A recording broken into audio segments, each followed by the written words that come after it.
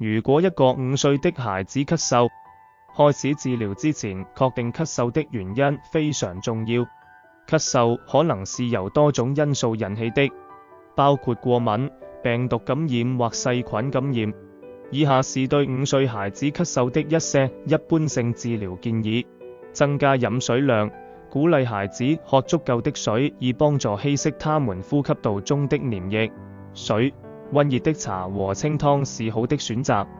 使用加濕器，在孩子的房間裡使用一個冷霧加濕器，可以幫助稀釋黏液和緩解咳嗽。請務必按照製造商的說明定期清潔加濕器。蜂蜜具有抗菌和抗炎性質，可以幫助緩解咳嗽。對於1歲以上的兒童，晚上睡前喝一茶匙蜂蜜可能有幫助。非處方藥，兒童6歲以下不建議使用非處方咳嗽和感冒藥，但可以使用撲熱息痛或布洛芬來幫助降低發熱或緩解疼痛。休息，確保孩子得到足夠的休息，因為疲倦的身體可能不太能抵抗感染。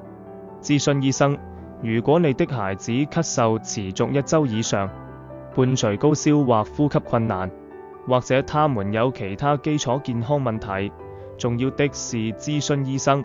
醫生可能會建議進行額外的檢查或開處方藥來幫助緩解咳嗽。